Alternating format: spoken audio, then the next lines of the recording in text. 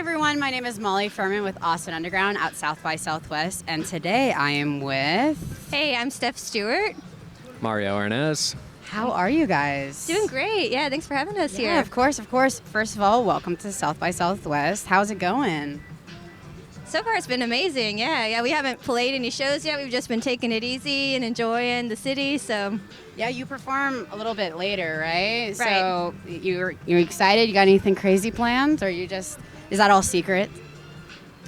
We are excited. I would say I'm excited. And we've got 3 shows tomorrow, which is Thursday.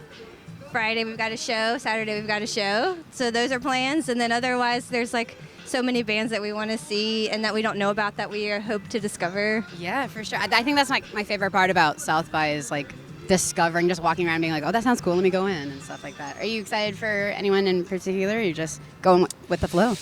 Definitely go in the flow. I immediately get overwhelmed looking at schedules. Yes, that's especially with South by. Everything is so much. Yeah, going in big on the food, absolutely. Step 1.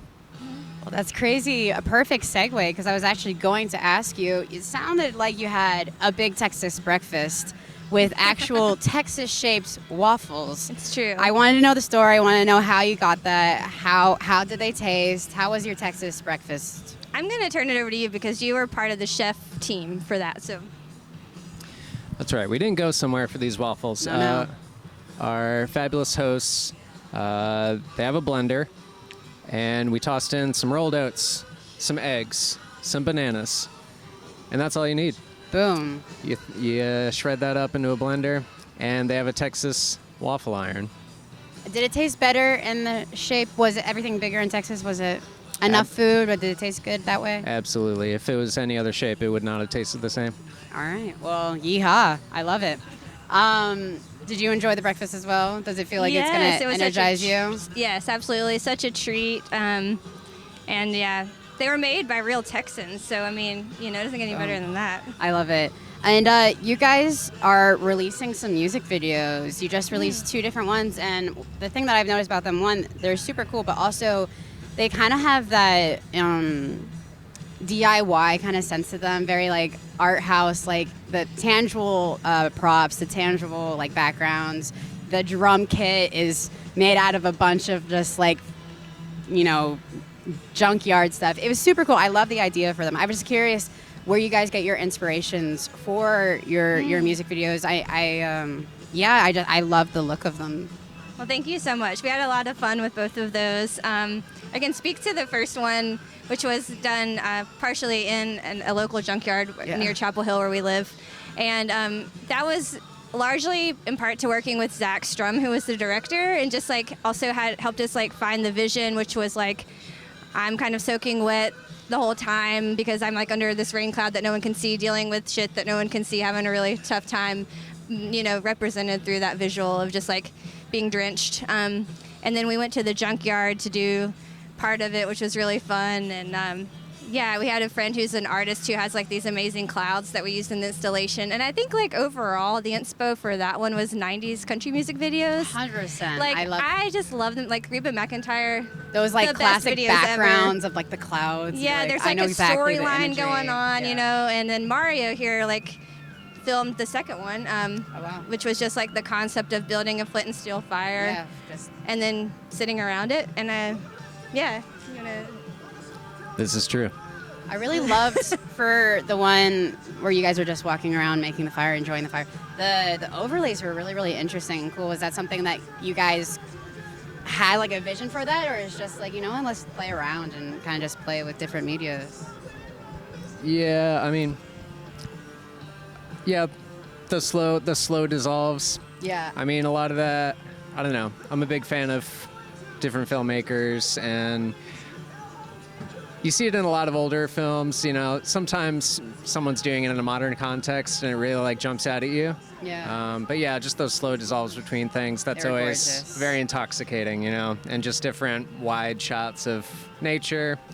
It's kind of, we do a lot of walking around in nature, and it's kind of always floating around in the back of my mind of just this would be a great place for this big shot, and just kind of fusing a bunch of those together. I love it. Every single time one came up, I got kind of sucked in a little bit more. I feel like intoxicating is a perfect word for it. One quick little question back to the first music video. You were wet in the music video. You all were. You were getting like water dumped on you. Again, whenever I see water in music videos, I realize that there's multiple takes and things. Were you cold?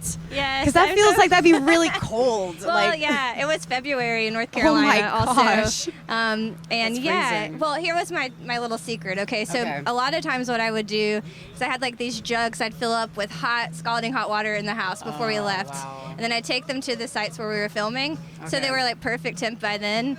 But I mean, eventually I got cold. Eventually, you're wet. Yeah, and I did not get hypothermia. I was, you know. Thank goodness. Yeah. You have all your fingers? Still have them, fingers and toes, thank God. Yeah. Good, I'm glad. Going to a little bit more about like what your songs are actually about. They're pretty heavy topics, but also very important conversations, especially in today's day and age. Of kind of just feel like everything is kind of piling up on you and just like getting through it. And I was curious if, especially writing that song, if you thought if I listened to it and I got a lot from it, and I know other people are too. So first of all, thank you for just being so vulnerable and sharing that message. But do you feel like your writing process is therapeutic to you of processing it, or do you see it more like I got through this and I want to help others, I want to tell other people's, or is it a bit of both where it's like this is helping me and hopefully can also help you? Because I really related to that song, especially today. Thank you. Oh my gosh! Well, thank you for saying that, Molly. It makes me feel like I'm doing my job, yes, what I want to be doing. Yes, like what you're saying. I think it was both things. Immediately, it was just getting through some really difficult times in my own life. I hadn't really written a song in about a year when I wrote This Kind of Rain. And that song just sort of finally came out. I think I finally had processed a lot of stuff I'd been going through with some like chronic health issues that finally got diagnosed and started to get treated. And just like a whole identity crisis of sorts with the pandemic and not being able to play music, you know. So yeah, that song finally came out. It wrote itself pretty quickly, and it was very healing. I think I cried like all the way through writing it, you know. And then now that it feels really good to have it out in the world because it's held me for so long. Like it's held me through some really hard times, and I'm just like really happy to share that with other people who can receive it, and hopefully it can help them like it's helped me. Yeah, well, I mean, this is a one instance, but yes, I love that song. So yeah, I everyone who's kind of going through it, it's kind of crazy time of the year in the world, give it a listen. It is beautiful. Thank you. Thank you. Kind of shifting a little bit to a little bit of a happier, or not happier, but just more silly route. I read that you started getting into music and singing because of karaoke. Yes, that's true. That path, first of all, I love that. AU, Austin Underground, is big karaoke people. Great. And so I was curious, first of all, what are your karaoke songs, your go-tos? Everyone has them. And also how that kind of shifted of like, wait, can I just do this forever? I would love to hear that story a little bit. Yeah, karaoke was a big like entertainment, you know, thing my family and I did when I was a kid. We would go to the Dragon Palace in Hickory, North Carolina, and like just sing on the stage there. And when I was a kid, my go-tos were like any Patsy Cline song. I really loved Crazy, and I Fall to Pieces. I grew up listening to her a lot, and just really loved her voice. And I sang her songs almost every Wednesday night we were at the Dragon Palace. I love that. A little bit later, I got really into the Cranberries, and then I also sang some of those songs as well. That's sick. Did you have any? Do you have a go-to karaoke song? Strictly power ballads. Mariah Carey. Okay. Big on Mariah Carey. I love that. Yeah. My go-to is 9 to 5 by Dolly Parton. I know you guys perform Dolly. Yeah, great. But Good choice. you guys, you got to see my performance of Dolly sometimes. I hope we do. I really get the knees involved. A lot of knee action. And I read somewhere that your mom works in media and kind of helped get you started with like making your first recording setup a little bit. I would love to hear about like your inspirations, how you got into music, and how your mom was involved, because that's super interesting. Yeah. My mom set me up with a tape recorder. You know, one of these little all-in-one big brown devices that has this, you know, handle on it. Take it anywhere. Yeah, you could take it anywhere. So that was my first piece of gear that I was like super stoked to play with all the time, and had some blank tapes. I had a Beach Boys tape that Rest is history. spun all the time. It was some, best of compilation. And the amazing thing about it was one side, it was, your standard studio version, and then there was an instrumental side on the back. Wow. Like it was like, had the lyrics and everything, so you could like sing along, like basically a karaoke version. Oh my goodness, it's all coming together. Yeah, which was wild. And I really latched on to Sloop John B. And that was the one that song was over, and I rewound and just went back over and over and listened to it a million times as a little kid in my room, and that was probably the first song that just got fixated on, and that pattern just kept on repeating over the years. I love it. Yeah. I love it. Well, awesome. And you guys have a new album kind of coming out or being teased a little bit. I'm super excited. And this question, I will ask a different kind of version of it in a little bit, but I was curious to kind of give us a teaser. If you could take your whole album, all the songs, and combine it down and squeeze it down into a color, take a kaleidoscope and really bring it down, what's the color of the album? A single color, not a swirl. It could be a multicolored swirl. swirl. I mean, give us a kaleidoscope. Let's paint a picture. Let's get us there. What's the album feel like? Definitely a bit of a yellow. Yeah, I was thinking yellow too. A sunflower colored yellow. Yes, I think it's like the color of the sun. When you know how like the sun can come out all of a sudden from like a blanket of clouds, Yeah. and it's like brighter than ever. Yeah, for sure. That's kind of what I think it's like, but also the clouds are part of the color. for sure. You know? I love that. I can 100% see it, and I can almost hear like exactly what the vibe's gonna be of the album. I'm super excited. I feel like that actually got me a lot more hooked. I'm like, okay, when the sun breaks and it's brighter than ever, and it's always been there, but it's brighter than you've ever seen it. I love that. I love that. And then this kind of going and staying with the colors. This is the best way for me to really understand the people I'm talking to. Is a question I ask in all my interviews. What's the color of the day? If we can just take this day, this moment right now, we close our eyes and we're painting a kaleidoscope. How you feeling? What's your color of the day?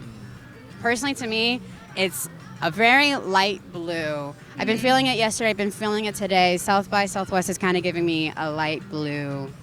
I feel like, I don't know if it's the sky, but I think that's what I'm feeling as well. Like the sky down here is so different than back home because you can see so much of it. The trees are more open. Like the landscape is just so open here. And I love that. There's not a cloud in the sky past couple of days. It's a gorgeous, gorgeous day. Yeah, nice breeze. What's your color of the day? I think I have pink purple blinders on most of the time.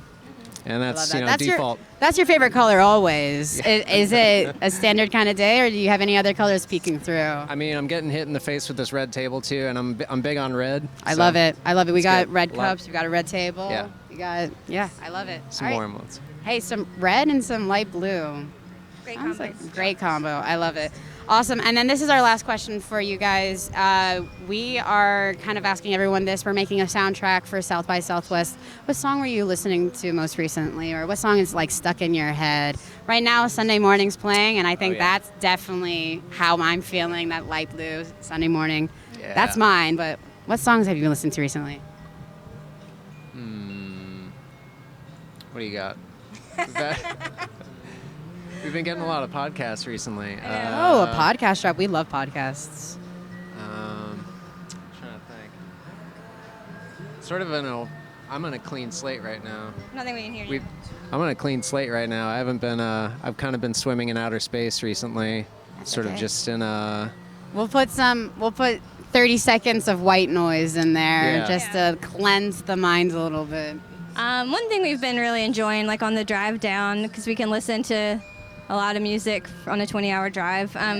We really love the new Tobacco City album that just came out, and also our friend Lou Hazel put a new album out that we really love. Awesome. So we've been spinning those, and we do love podcasts. So I would say that department, Heavyweight, has been like our number one go-to. I love it. And but there are several others. That's probably our favorite at the moment. Would you agree? definitely. We are big petty crimes podcast people. Basically, they just talk about like, someone did this at the grocery store today and it bothered me. And it's just like super petty, but that's a good recommendation in the car ride. You're like, oh my goodness, I can't believe they did that. Well, this is your moment to tell the people. You can look down the barrel or whatever camera you would like. Tell the people where they can find you, what's coming up. You got a lot of shows, you got an album. Yeah. Let the people know where they can find you. All right, let's see if we can do this. Lots of things to remember. We have 5 shows here at South by Southwest. Starting on Thursday, we have 1:40 p.m.